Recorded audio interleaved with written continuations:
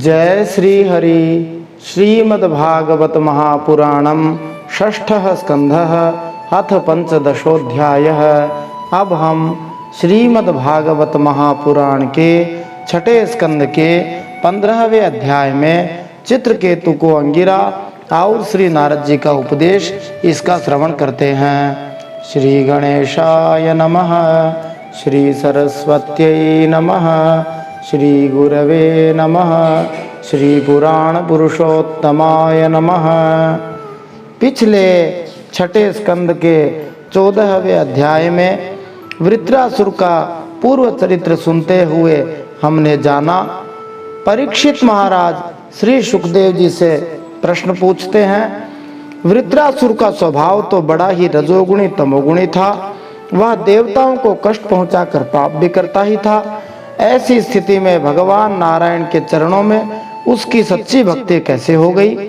हम देखते हैं कि प्रायः शुद्ध सत्वमय देवता और पवित्र हृदय ऋषि भी श्री भगवान की परम प्रेममयी अनन्य भक्ति से वंचित ही रह जाते हैं। सचमुच भगवान की भक्ति बड़ी ही दुर्लभ है। हे भगवान सुखदेव जी, इस संसार के प्राणी पृथ्वी के धूलि कणों के समान ही असंख्य हैं, जिनको गिना नहीं जा सकता। उनमें से थोड़े ही मनुष्य आदि श्रेष्ठ जीव हैं जो अपने कल्याण की चेष्टा करते हैं। उन मनुष्यों में भी संसार से मुक्ति चाहने वाले लोग तो बिरले ही होते हैं, और मोक्ष चाहने वाले हजारों मनुष्यों में मुक्ति या सिद्धि लाभ तो कोई सा ही कर पाता है। करोड़ों सिद्ध एवं मुक्त महापुरुषों में भी वैसे शांत चित्त महापुरुष का मिलना तो बड़ा ही कठिन है, जो एकमात्र भगवान नारायण के ही परायण होता है। श्रील मध्वाचार्य जी ने तंत्र भागवतम में लिखा है, 9 करोड़ देवता तथा 7 करोड़ ऋषि भगवान श्री नारायण के भक्त हैं। वे नारायणायन कहलाते हैं। इनमें से थोड़े ही नारायण परायण कहलाते हैं। मानी भगवान के परायण होने वाले बहुत थोड़े लोग हैं। 9 करोड़ देवता बताए जाते हैं, 7 करोड़ ऋषि हैं जो नारायण की ओर गति करने वाले हैं, लेकिन नारायण परायण तो बहुत थोड़े लोग हैं। सिद्ध और श्री नारायण परायणों में एक अंतर है। प्रत्यक्ष भक्त तो नारायण परायण कहे जाते हैं, लेकिन जो विभिन्न प्रकार का योग साधते हैं वे सिद्ध कहलाते हैं। चित्रकेतु नामक राजा ने पहले एक विवाह किया, उनके कोई संतान नहीं हुई। तब दूसरा, तीसरा, चौथा, इस प्रकार करते करते 1 करोड़ विवाह उन्होंने कर लिए, लेकिन फिर भी उनके कोई संतान न हुई। चित्रकेतु एक विद्याधर थे जो बड़े ही धर्मात्मा राजा थे, और जब राजा अच्छा होता है तो जीवन की सभी आवश्यकताएं प्रचुरता से उत्पन्न होती हैं, लेकिन जब शासक ही योग्य नहीं रहता तो इनका सबका अभाव हो जाता है। काम दुख शब्द यहाँ पर आया है, वह इसी बात को बताता है कि जो चाहते थे वही मिल जाता था। कोई पवित्र राजा शास्त्रों के आदेशों के अनुसार पृथ्वी पर शासन करता है तो नियमित वर्षा होती रहती है, जिससे सभी मनुष्यों के लिए प्रचुर उत्पादन होता है। तब किसी प्रकार के शोषण का प्रश्न ही नहीं उठता, क्योंकि सबके पास प्रचुर अन्न होगा। तब कालाबाजारी तथा अन्य अपराध स्वयं बंद हो जाते हैं। जब तक शासक में आध्यात्मिक योग्यताएं नहीं होती, माने एक राजा जब तक भक्त नहीं होता, तब तक मात्र पृथ्वी पर शासन करने से मनुष्यों की समस्याओं का समाधान नहीं हो सकता। उसे महाराज युधिष्ठिर, परीक्षित महाराज और श्री रामचंद्र जी के समान होना चाहिए, तभी देश के समस्त निवासी नितांत सुखी होंगे। ऐसे ही राजा थे चित्रकेतु।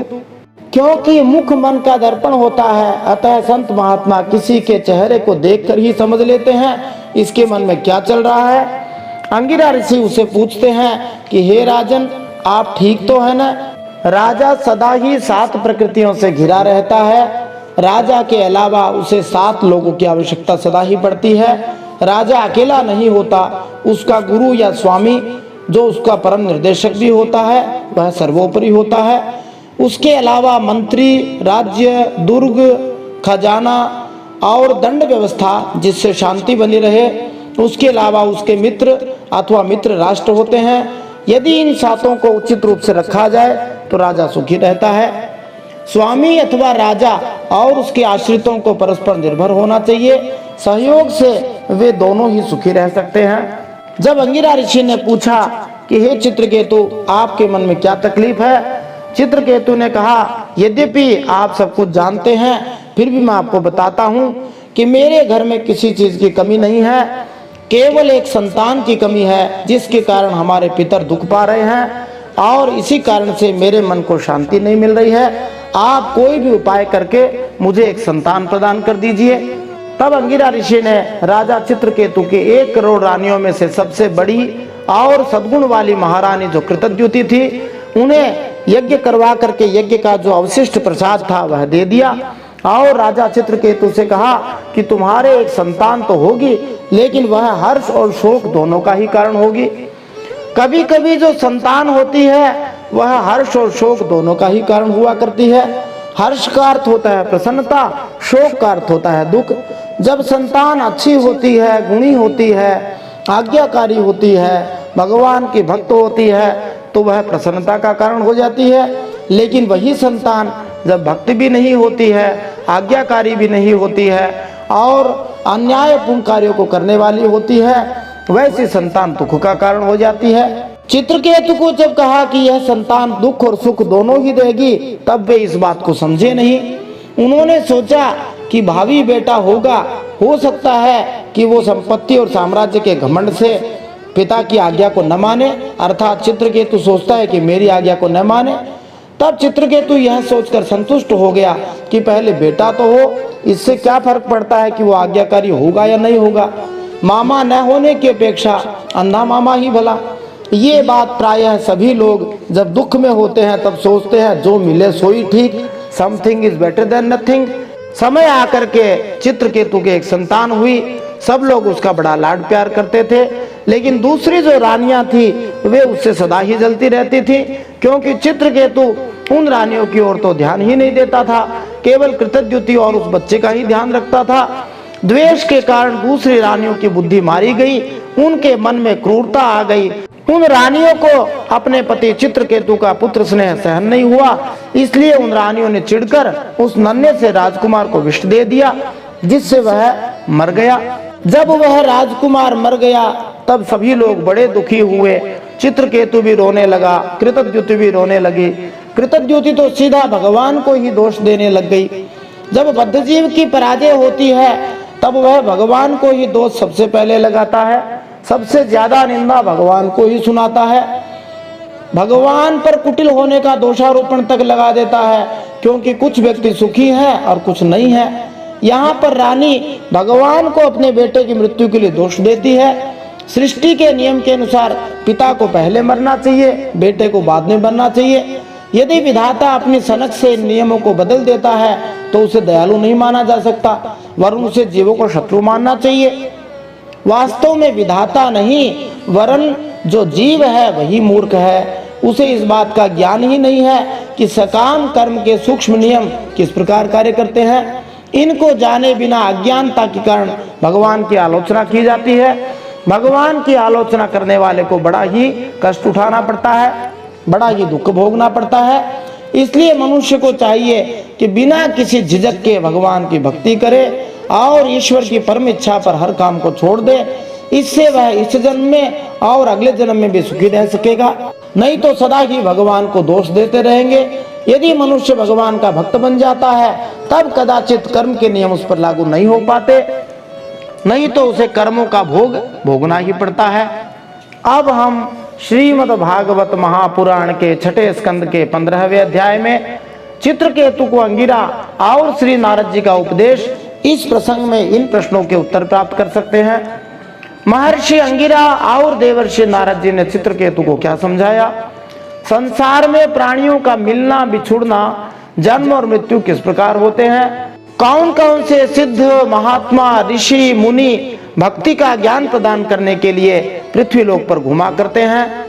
सच्चा गुरु कौन है? अंगिरा ऋषि ने चित्रकेतु को क्या समझाया? तो आइए इन सब प्रश्नों के उत्तर आज के इस 6ठे स्कंद के 15वें अध्याय में प्राप्त करते हैं। जय श्री हरि। नारायणं नमस्कृत्य नरं चैव नरोत्तमं देवीं सरस्वतीं व्यासं ततो जयमुदीरयेत्।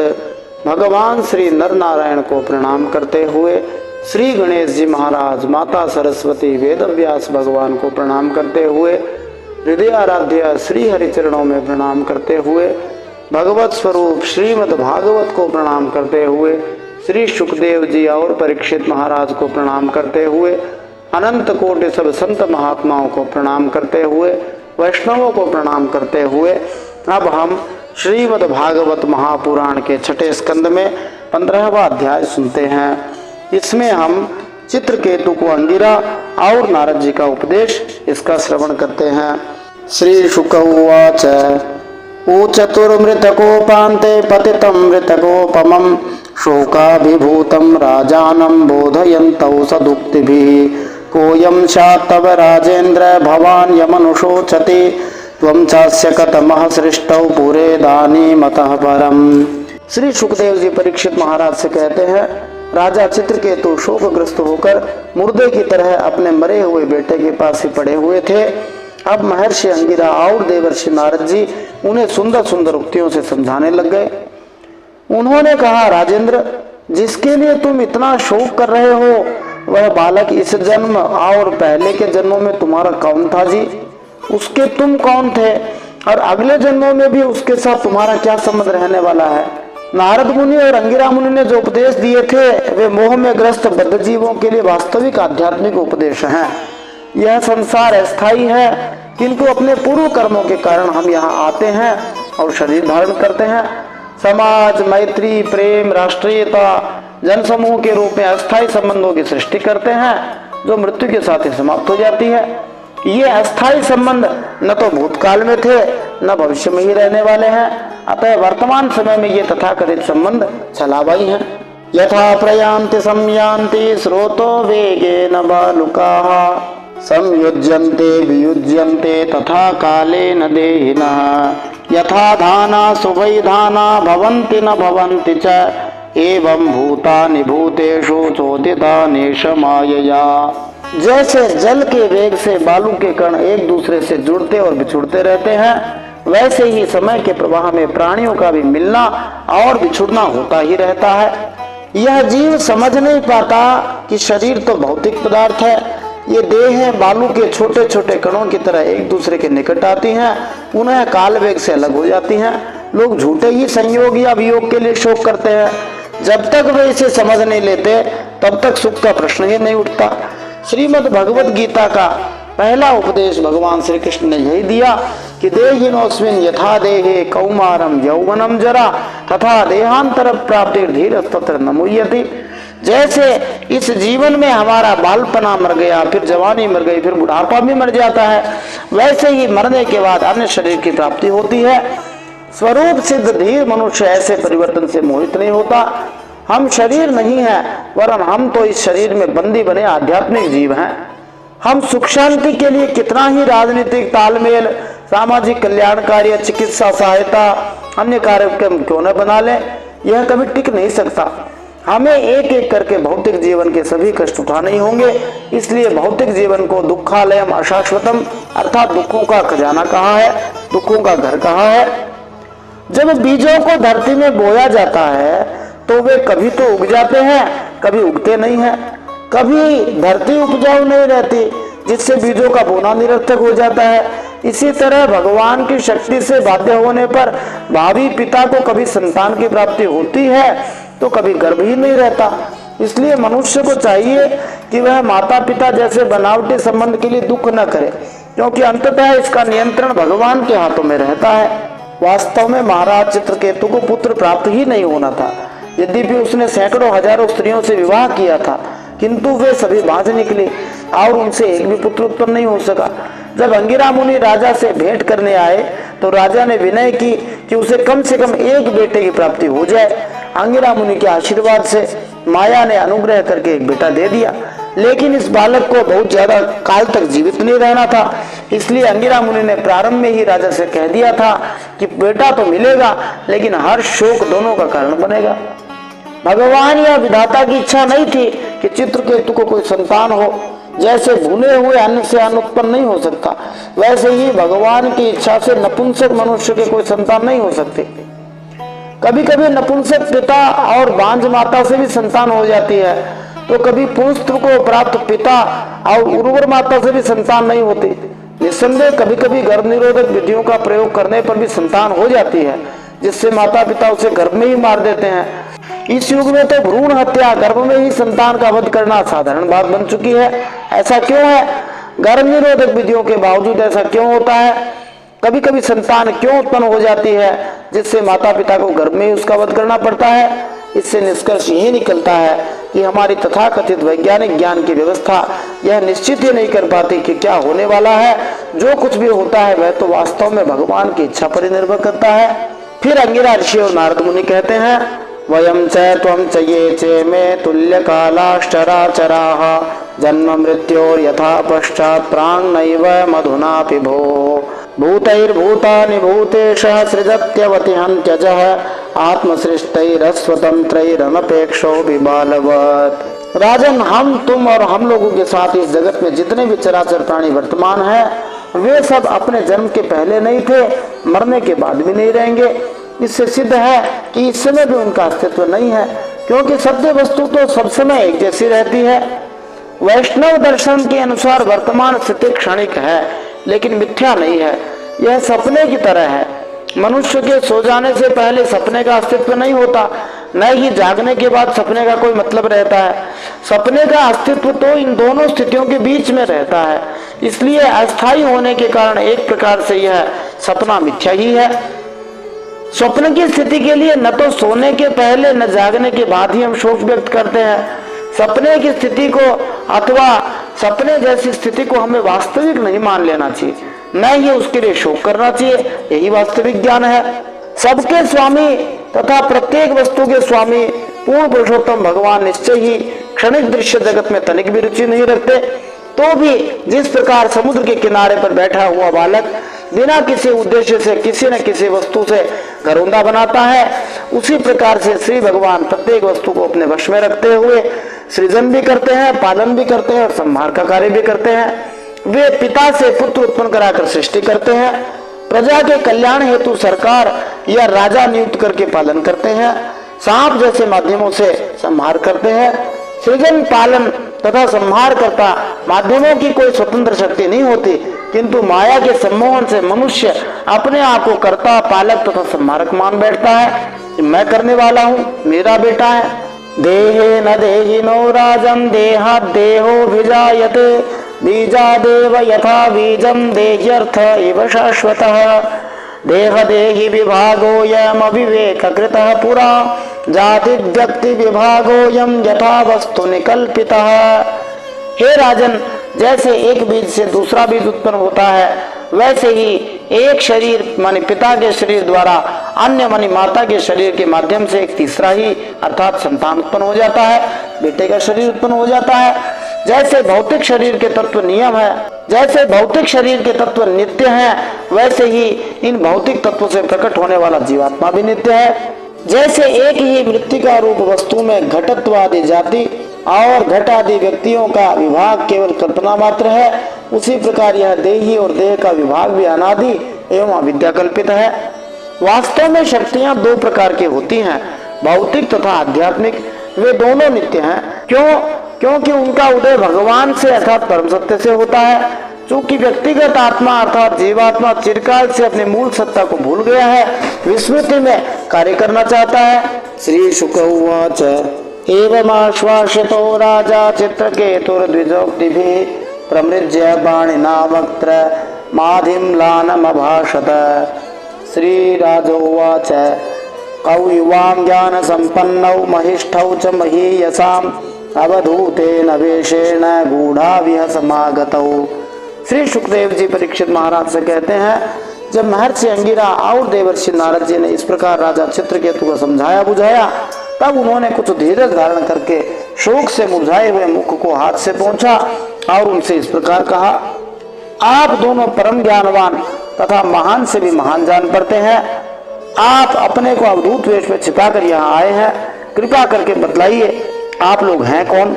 चरन्ति यवनौ कामं ब्राह्मणा भगवत प्रियाः मादृशां ग्राम्य बुद्धीनां बोधायोन्मत्तलिंगिनः। भगवान के प्यारे भक्त प्रिय सेवक ब्राह्मण जन जो वैष्णव पद को प्राप्त हैं, कभी कभी अवधूतों जैसा वेश बना लेते हैं और हम जैसे भौतिकवादियों को जो इंद्रिय तृप्ति में सदैव आसक्त रहते हैं, लाभ पहुंचाने एवं उनकी अविद्या दूर करने के लिए अपनी इच्छा के अनुसार भूमंडल पर विचरण किया करते हैं। अब चित्रकेतु कई सारे महात्माओं के नाम लेते हैं कि आप उनमें से तो नहीं हो। कुमारो नारद रिभुरंगिरा देवलोसिता अपांतर तमाव्यासो मार्कंडेयोथ गौतमः वसिष्ठो भगवान रामः कपिलो बादरायणिः दुर्वासा याज्ञवल्क्यश्च जातुकर्णस्तथारुणिः।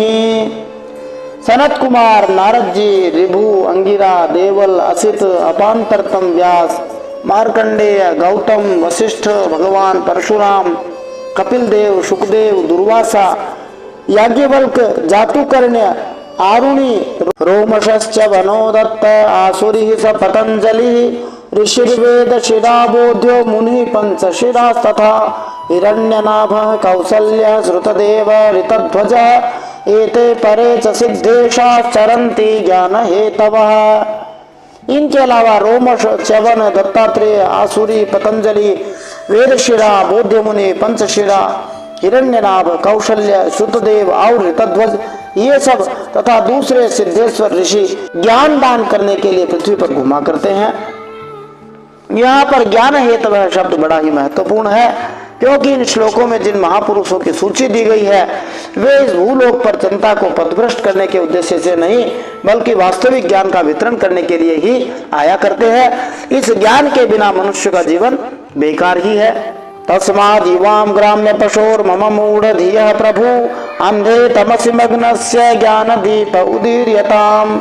अंगिरा उवाच अहं ते पुत्र कामस्य पुत्रदोऽस्म्यंगिरा नृप एष ब्रह्म सुतः साक्षात् नारदो भगवान ऋषि। चित्रकेतु कहते हैं क्योंकि आप दोनों महापुरुष हैं अतः मुझे वास्तविक ज्ञान देने में समर्थ है। मैं अविद्या के अंधकार में डूबा रहने के कारण सूकर अथवा कुकर जैसे ग्राम्य पशु के समान मूढ़ हो रहा हूँ, अतः मुझे उबारने के लिए ज्ञान का दीपक प्रज्वलित कीजिए। आध्यात्मिक जीवन के दिव्य ज्ञान की प्राप्ति के लिए गुरु के पास जाना चाहिए। दुर्भाग्यवश इस कलिकाल में ऐसे अनेक धूर्त गुरु हैं जो अपने शिष्यों को जादू दिखाते हैं और ऐसे अनेक मूढ़ शिष्य भी हैं जो भौतिक लाभ हेतु ऐसे जादू देखना पसंद भी करते हैं। सच्चा गुरु वही है जो अपने शिष्य को प्रकाश प्रदान करके इस भौतिक संसार के अविद्याजनित गहन अंधकार में सड़ने से उबार लेता है। अंगिरा मुनि ने कहा, हे राजन, जिस समय तुम पुत्र के लिए बहुत लालायित थे तब मैंने ही तुम्हें पुत्र दिया था। मैं अंगिरा हूँ। ये जो तुम्हारे सामने खड़े हैं स्वयं ब्रह्मा जी के पुत्र सर्वसमर्थ देवर्षि नारद जी महाराज हैं। इत्थं त्वां पुत्र शोकेन मग्नं तमसि दुस्तरे अतदर्ह मनुस्मृत्य महापुरुष गोचरम् अनुग्रहाय भवतः प्राप्तावामिह प्रभो ब्रह्मण्यो भगवद्भक्तो नावसीदितुमर्हति। अंगिरा ऋषि ने कहा, जब हम लोगों ने देखा कि तुम बेटे के दुख के कारण बहुत ही अज्ञान के अंधकार में डूबे जा रहे हो तब सोचा कि तुम भगवान के भक्त हो, शोक करने योग्य नहीं हो, इसलिए तुम पर अनुग्रह करने के लिए ही हम दोनों यहाँ आए हैं। हे राजन, सच्ची बात तो यह है कि जो भगवान और ब्राह्मणों का भक्त है उसे किसी अवस्था में शोक नहीं करना चाहिए। तदैव ते परम ज्ञानं ददामि गृहमागतः ज्ञात्वान्याभिनिवेशं ते पुत्रमेव ददावहम् अधुना पुत्रिणां तापो भवतैवानुभूयते एवं दारागृहारायो विविधैश्वर्य संपदः। जिस समय पहले मैं तुम्हारे घर आया था उसी समय मैं तुम्हें परम ज्ञान का उपदेश देता, परंतु मैंने देखा कि अभी तो तुम्हारे हृदय में बेटे की उत्कट लालसा है, इसलिए उस समय तुम्हें ज्ञान न देकर मैंने पुत्र ही दे दिया। अब तुम स्वयं अनुभव कर रहे हो कि पुत्रवानों को कितना दुख होता है। यही बात स्त्री, घर, धन, विविध प्रकार की ऐश्वर्य संपत्तियां, शब्दादयश्च विषयाश्चला राज्य विभूतयः मही राज्यं बलं कोशो भृत्या मात्यासुरिज्जनाः सर्वेऽपि शूरसेने में शोकमोह भयार्पिताः गंधर्वनगर प्रख्याः स्वप्न माया मनोरथाः। इनके अलावा शब्द, रूप, रस आदि विषय, राज्य वैभव, पृथ्वी, राज्य, सेना, खजाना, सेवक, मंत्री, सगे संबंधी, इष्ट मित्र सबके लिए है, क्योंकि ये सबके सब अनित्य हैं। हे शूरसेन चित्रकेतु, इसलिए ये सभी शोक, मोह, भय और दुख के कारण है, मन के खेल खिलौने हैं, सर्वथा कल्पित और मिथ्या हैं। यही कारण है कि एक क्षण दिखने पर भी दूसरे क्षण लुप्त हो जाते हैं। ये गंधर्व नगर सपना, जादू और मनोरथ की वस्तुओं के समान सर्वथा सत्य है। दृश्यमाना विनार्थेन न दृश्यन्ते मनोभवाः कर्मभिर्ध्यायतो नाना कर्माणि मनसो भवन्। अयं हि देहिनो देहो द्रव्य ज्ञान क्रियात्मकः देहिनो विविध क्लेश संताप कृदुदारितः। जो लोग कर्म वासनाओं से प्रेरित होकर विषयों का चिंतन करते रहते हैं, उन्हीं का मन अनेक प्रकार के कर्मों की सृष्टि करता है। जीवात्मा का यह देह जो पंचभूत ज्ञानेन्द्रिय और कर्मेंद्रियों का संघात है, जीव को विविध प्रकार के क्लेश और संताप देने वाली कही जाती है। मन कभी कभी हमें यह सोचने के लिए प्रेरित करता है कि यदि हम एक वाहन माने कार खरीद लें तो हम भौतिक तत्वों का जैसे पृथ्वी, जल, वायु तथा अग्नि का, लोहे, प्लास्टिक तथा पेट्रोल आदि के मिले हुए रूप से सुखभोग कर सकते हैं, गाड़ी से मौज उड़ा सकते हैं। पांच भौतिक तत्व माने पंचभूत तथा आंख, कान और जीभ, ये सब पांच ज्ञानेंद्रियों और पांच कर्मेंद्रियों जैसे हाथ और पांव के बल पर कार्य करने के कारण हम भौतिक स्थिति में उलझ जाते हैं। इस प्रकार हमारे तापत्रय मानी आध्यात्मिक, आधिदैविक और आदि भौतिक दुख सहने ही पड़ते हैं। मन केंद्र बिंदु है क्योंकि उसी से समस्त वस्तुएं उत्पन्न होती है। जैसे ही वह भौतिक वस्तु मिल जाती है तो मन पर उसका प्रभाव पड़ता है और हम कष्ट पाते हैं। उदाहरण के लिए पांच तत्वों, पांच ज्ञानेंद्रियों तथा पांच कर्मेंद्रियों के बल पर हम एक बहुत सुंदर कार बनाते हैं, लेकिन जब किसी दुर्घटना में वह कार नष्ट हो जाती है तो मन को पीड़ा पहुंचती है, जिसके माध्यम से जीवात्मा को कष्ट होता है। तो दुख से पार पाने का उपाय एक ही है कि ब्रह्मभूत है प्रसन्नात्मा न शोचति न कांक्षति। भगवत गीता 18वें अध्याय के 54वें श्लोक में कहा कि जो इस प्रकार दिव्य पद पर स्थित होता है उसे तत्काल परम ब्रह्म की अनुभूति हो जाती है और वह पूर्ण रूप से प्रसन्न हो जाता है और वह न शोक करता है न किसी वस्तु की इच्छा करता है। तो कहा ऐसे कैसे हो सकता है? तो इसके लिए प्रमाण दिया जाता है कि भगवत गीता के 15वें अध्याय के 7वें श्लोक में कहा कि ममई वांशो जीवलोके जीव भूत सनातन है मन षष्ठानि इंद्रियाणि प्रकृति स्थाने कर्षति। भगवान कहते हैं कि तू मेरा ही अंश है, इसलिए जैसे मैं आनंद में रहता हूँ वैसे तू भी आनंद में रह। तस्मात् स्वस्थेन मनसा विमृश्य गतिमात्मनः द्वैते ध्रुवार्थ विश्रम्भम त्यजोपशममाविश। नारद उवाच एतां मंत्रोपनिषदं प्रतीच्छ प्रयतो मम यां धारयन् सप्तरात्रात् दृष्ट्वा संकर्षणं प्रभुम। इसलिए अंगिरा ऋषि कहते हैं, हे चित्रकेतु, आत्मा की स्थिति पर ठीक से विचार करो, अर्थात यह समझने का प्रयत्न करो कि तुम कौन हो, शरीर हो, मन हो या आत्मा हो। यह विचार करो कहाँ से आए हो, यह शरीर त्याग कर कहाँ जाओगे, तुम भौतिक शोक के वश में क्यों हो रहे हो। इस प्रकार तुम अपनी वास्तविक स्थिति जानने का प्रयास करो, तभी तुम अनावश्यक आसक्ति से छुटकारा पा सकोगे। तब तुम इस विश्वास का भी परित्याग कर सकोगे कि यह भौतिक जगत या अन्य कोई वस्तु जिसका भगवान की सेवा से सीधा संबंध नहीं है शाश्वत है। इस प्रकार तुम्हें शांति प्राप्त हो सकेगी। सबसे पहले भगवान श्री कृष्ण द्वारा निर्देशित होकर यह समझना होता है कि वह शरीर नहीं वरन शरीर का स्वामी है। हम सब शरीर नहीं है, शरीर के स्वामी हैं। जब यह सीधी सी बात समझ में आ जाती है तो वह जीवन लक्ष्य की ओर स्वतः अग्रसर हो सकता है। क्योंकि मनुष्यों को जीवन लक्ष्य प्राप्त करने की शिक्षा नहीं दी जाती, इसलिए वे पागल मनुष्यों की तरह कार्य करते रहते हैं और संसार में ज्यादा से ज्यादा आसक्त होने लगते हैं। पथभ्रष्ट मनुष्य भौतिक स्थिति को नित्य मानता है, इसलिए मनुष्य को चाहिए कि भौतिक वस्तुओं के प्रति अपनी श्रद्धा तथा आसक्ति को छोड़ दे, तभी वह गंभीर तथा शांत बन सकेगा। श्री नारद जी ने आगे कहा, तुम एकाग्र चित्त से मुझसे यह मंत्रों का संग्रह सुनो, जिसको मंत्रोपनिषद कहा गया है। इसे धारण करने से 7 रात में ही तुम्हें भगवान संकर्षण का दर्शन हो जाएगा। अब वसंत तिलका छंद में अंतिम श्लोक है, यत्पादमूलमुपसृत्य नरेंद्र पूर्वे शर्वादयो भ्रममिमं द्वितयं विसृज्य सद्यस्तदीयमतुलानधिकं महित्वं प्रापुर्भवानपि परम न चिरादुपैति।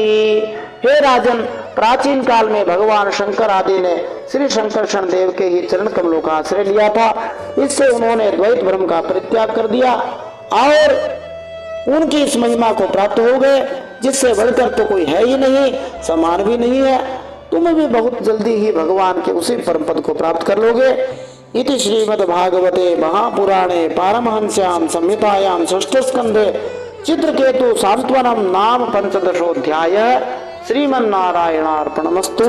इस प्रकार श्रीमद्भागवत महापुराण परमहंसों की संहिता छठे स्कंद में चित्रकेतु सांत्वना नामक 15वां अध्याय भगवान श्री नारायण के चरणों में समर्पित हो।